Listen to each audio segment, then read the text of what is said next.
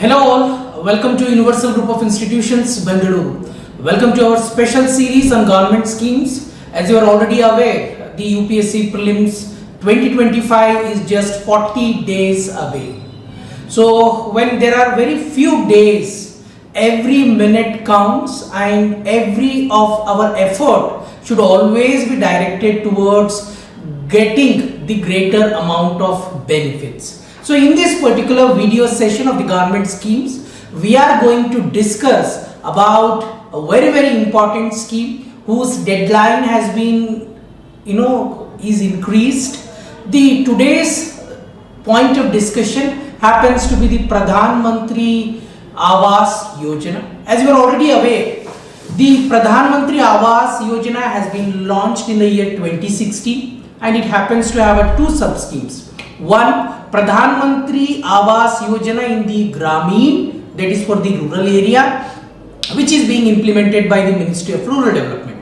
Similarly, we also have the Pradhan Mantri Awas Yojana, that is the urban, which is being implemented by the Ministry of Urban Development. In this particular video session, we are going to discuss about the Pradhan Mantri Awas Yojana, that is the Gramin for the rural areas. The first thing, this happens to be the flagship rural housing initiative being launched by the Ministry of Rural Development. As I said very clearly, launched in the year 2016.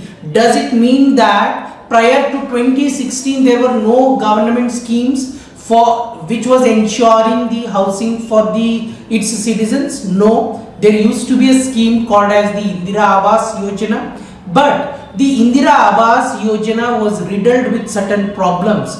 As the CAG report, that is the Comptroller and Auditor General report of 2014 highlighted, that there was no transparency in selection of a beneficiary. Plus, the quality of the houses that were constructed that were of a poor quality, or the building materials that were used were of a poor quality.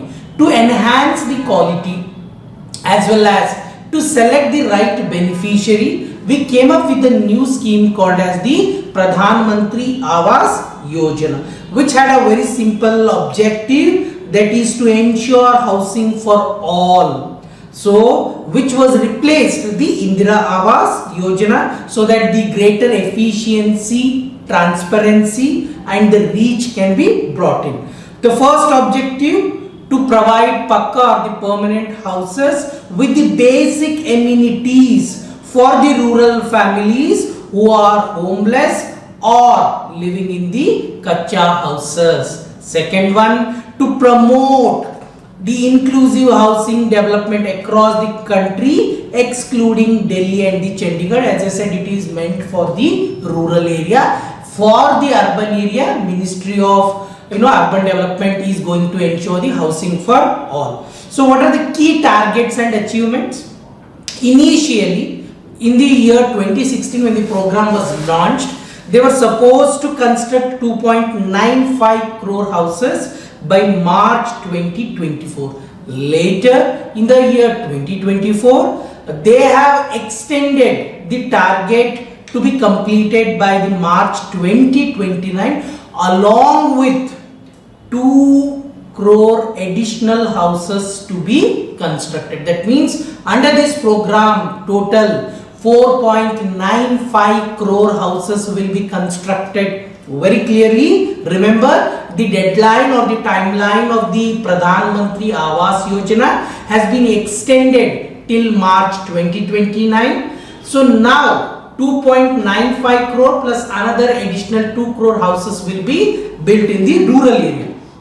So what is the financial assistance that will be given? Again, we see the varied financial assistance. First financial assistance was of a 1.2 lakh for the houses in a plain areas. In the Indira Awas Yojana, this financial assistance in the plain areas used to be 70,000. Okay. Similarly, for the hilly area, now the financial assistance is 1.3 lakh. Similarly, under Indira Awas Yojana, this financial assistance used to be 75,000. Please remember this very clearly. What is the unit size? The minimum 25 square meters. Roughly that amounts to 270 square feet. Again in the Indira Awas Yojana, this used to be 20 square meter. Okay, you see very clearly, to enhance the quality of the houses that are being built, the financial assistance has been increased from 70,000 to 1,20,000, from 75,000 to 1,30,000 in the hilly areas, as well as to ensure the dignified life. This house size has been increased from a 20 square meter to the 25 square meter. Apart from this, there is also the beneficiaries may avail the loan up to 70,000 for the additional construction need. And how the fund will be disbursed? That is through the direct electronic transfer, direct benefit transfer, so that the exploitation by the middlemen can be reduced, the instances of corruption can also be reduced. So what is the cost sharing model, which is very important? 60:40 between center and state in a plain areas. For the northeastern and the Himalayan states like Uttarakhand and the Himachal Pradesh and the UT of Jammu and Kashmir, the fund sharing is the 90:10, which is very important from the examination point of view, and it is 100% funded by the center for the union territories. So next one, the convergence with other schemes, that is to ensure the better implementation of the program. We see that Swachh Bharat mission, which is for the toilet construction, that will be utilized. MG Narega for the wage employment to build the houses, as well as the Ujjwala Yojana for the LPG connection. Similarly, Saubhagya for the electricity connection. So all the existing schemes will be utilized for the better results. So next, eligibility criteria. How the beneficiaries are being selected. So beneficiaries are being selected on the basis of the socio-economic and the caste census of the 2011. That is SC/ST households, minority and the BPL families who are economically backward, freed bonded laborers, widows and the kin of the paramilitary personnel that are killed in the action KIA, or ex-servicemen and the retired individual under the pension scheme. Persons with a disability and other vulnerable categories can also be utilized.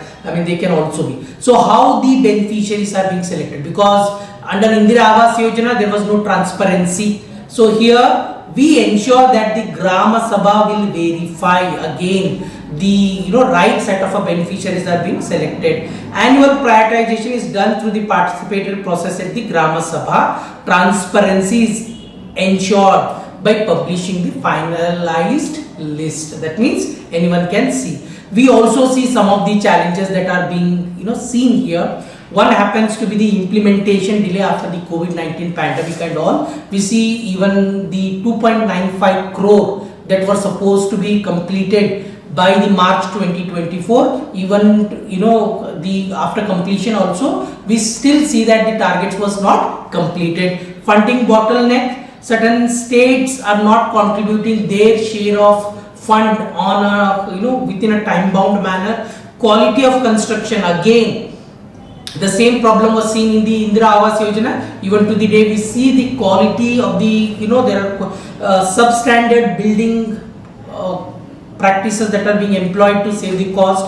Convergence, inefficiency. That means we are not able to see the synergy among the different schemes for the implementation of this particular scheme. So that's it in this particular video session. Do like, do share, do subscribe, and do let us know if you have any concern in the comment section. Thank you.